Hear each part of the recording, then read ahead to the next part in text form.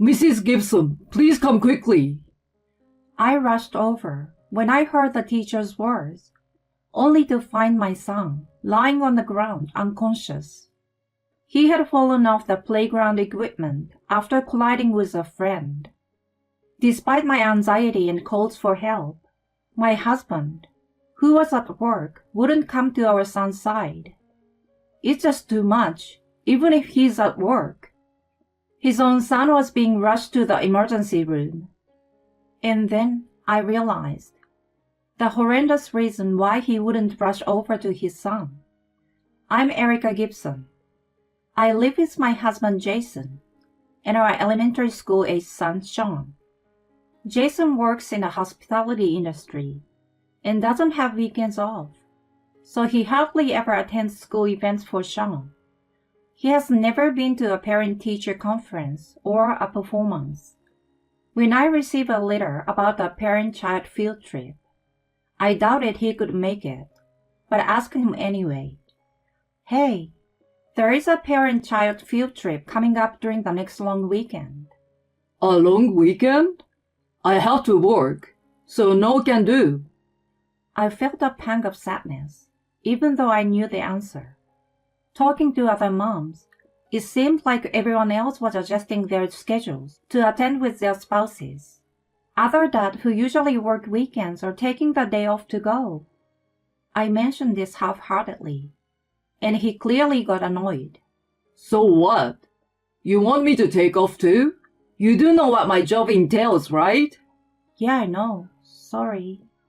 So Sean and I ended up going on the field trip, just the two of us. While many families attended as a trio, there were also fathers and children without the mothers. It happens moms have to work too, I said to myself. I tried to enjoy the day with Sean, ignoring the others. But when the kids went off to play, I couldn't help feeling lonely. It was hard to join in the conversations with other moms who were with their spouses. Alone and lost in thought, Sean's teacher suddenly came up to me, looking worried. Mrs. Gibson, please come quickly. What is it? Sean collided with a friend and fell off the playground equipment. He did?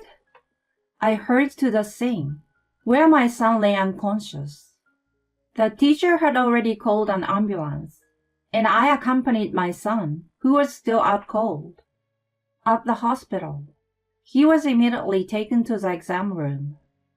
I realized I hadn't told Jason anything and frantically called him. Hello? Oh my gosh, Jason! Sean fell off the playground equipment and hit his head. He's unconscious. What?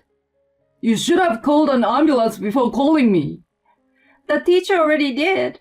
Right now, he's being taken to the hospital for tests. I see. So he's at the hospital. Text me once you get the test result. I couldn't believe my ears. He's not coming to the hospital during this emergency? Are you out of your mind? Get over here right now. He responded with a tone of indifference. Hey, I already told you I can't get time off this long weekend. But this isn't an emergency. He's at the hospital, right? There's nothing I can do if I go there. All we can do now is wait for the results. Let me know when you have them. Bye. He said that and abruptly ended the call. I stared at my smartphone, shocked. He wouldn't even come home for our son's emergency. As I stood there, crestfallen, a man approached me. Are you Sean's mom? I'm Dan's father, Scott. Scott was the father of the friend Sean had collided with. I remembered he was the dad who came along with his son because the mother couldn't make it. He looked really sorry. I'm terribly sorry for what happened. I quickly shook my head. I heard from their teacher that Sean and Dan collided while running. It was partly our fault too, so please don't worry about it. Next to Scott, Dan stood with bandages, his eyes red from crying. It's because I bumped into Sean, I gently said to him. Dan, it's not your fault. Sean will be just fine. Will you play with him again when he's better? He nodded tearfully. Scott thanked me, looking relieved. Thank you for your kind words. I wish my wife could be here to apologize too, but I'm sorry she couldn't make it. No, it's fine. My husband couldn't make it back from work either. Is your wife working too? Well, He hesitated a bit. actually, my wife is on a trip with friends. It was planned before the field trip, so she couldn't cancel it. Embarrassing, I know. Oh, I see. I've tried contacting her several times about the accident, but I haven't been able to reach her yet. Just as he finished speaking, his phone rang. It's my wife. Excuse me for a moment. He hastily answered the call, explaining the situation. So that's what happened. How soon can you get here? In 2 hours? But how will you come? You can't drive. Oh? A friend is with you. That's good then. Be safe. After hanging up, he reported back to me with a sigh of relief. Sorry about that. I just got in touch with my wife. She has a friend who happens to have some errands to run around here, and she can drive her here. There will be about 2 hours. That's good to hear. Then my phone rang. Oh, it's my husband, excuse me. I stepped aside to answer. Jason, what's up? I can make it there too. I'll be off work in about 2 hours, and then I will head straight there. Really? That's great. After hanging up, I also reported back to Scott. My husband will be here in about 2 hours as well. It's good we could both speak to them. Then we were called by the doctor with Sean's test result. Thankfully, Sean showed no abnormalities. He had just lost consciousness temporarily from the shock and needed to be observed for now. Even though they said there was nothing wrong, I couldn't relax not knowing when he would wake up. I returned to the waiting area, where Scott was waiting for me with Dan, now asleep in his arms. We talked about our families to distract ourselves. Scott shared that Dan's mother, Marie, was a stay-at-home mom, but she often went out with friends on weekday nights and weekends recently. During those times, he would take care of Dan. During the weekdays, my wife takes care of Dan all the time, so I want to give her some time off on nights and weekends. But if I knew something like this would happen, I should have insisted she cancel her trip for the field trip. Listening to his story, I couldn't help but compare him to my husband Jason.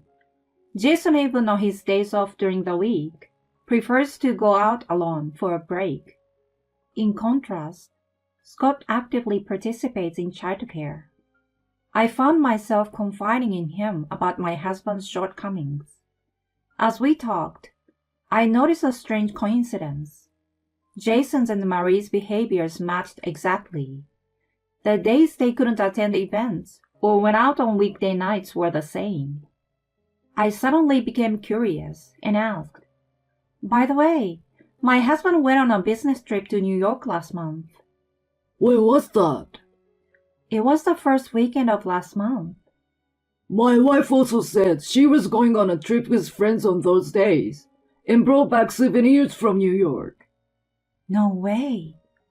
We looked at each other in realization. It had been almost 2 hours since Jason and the other called. The first to contact was Jason. My husband is almost at the parking lot, so I will go to meet him. I told Scott and headed to the parking lot. Peering cautiously into the car, I saw no one in the passenger's seat. I had absurdly imagined that Dan's mother might be with him. I brought him back to the room where our son was sleeping, trying to look nonchalant. After Jason exchanged brief greetings with Scott, Dan's mother appeared. Jason and Marie froze for a moment when they saw each other, something I didn't miss. He greeted Dan's mother as if nothing was amiss. Hi, I'm Sean's father. Our son always talks about your son. Nice to meet you. His voice was strained, and she replied, also flustered. Oh, nice to meet you. I'm Dan's mother, Marie.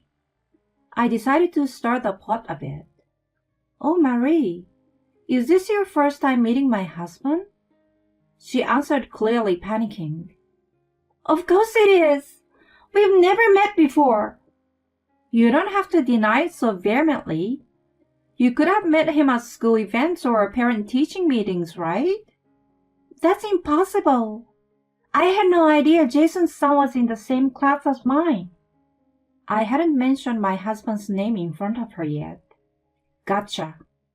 This was a clear sign. I was now certain of my husband and her affair. Moreover, it seems they didn't know their children or classmates. That's strange. How do you know my husband's name if this is your first meeting? She stuttered in response. Well, that's because, Jason interjected, defensively and angrily. Hey, Erica, what are you trying to do? You are being rude. She's the mother of our important son's friend. Show some respect. His shouting woke up Dan, who pointed at Jason and said, That's the man who comes to our house. Man who comes to our house? The room went silent. Marie tried to cover up Dan's words in a panic. Dan, what are you talking about? Maybe you are confusing him for someone else. But he continued, looking puzzled. It's not a mistake. Dad, can I have your tablet? After receiving the tablet from his father, he showed us an image. Look at this. The photo showed his toy train set in his room. What about it? This is a toy you always play with. Dan proceeded to point at the man behind the train set. This man here, that's him. I recognize him because I look at this picture from time to time. In the background, Jason could be seen chatting amicably with Marie in the living room.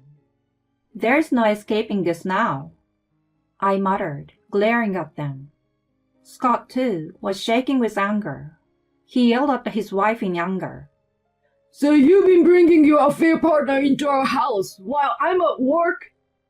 And on this date, I was away on a business trip. I was stunned to see the date. This date, Jason, you didn't come home from your business trip either. Did you stay at Marie's house? Oh, well, she said it was okay, so I just... He admitted to the affair easily, pushing the blame onto Marie.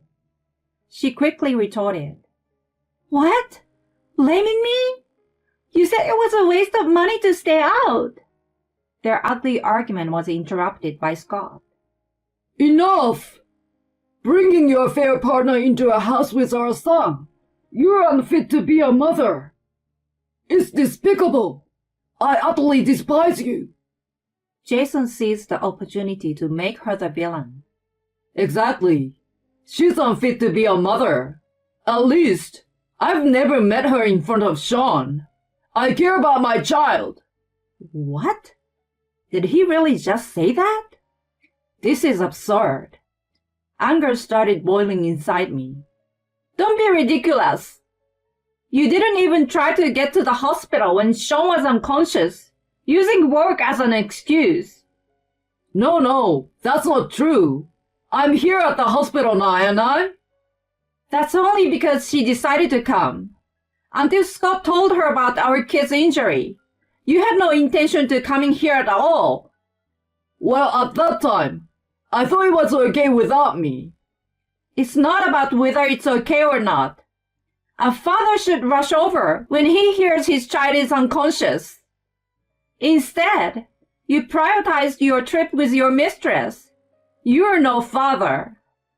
You can think what you want, but I'm Sean's father.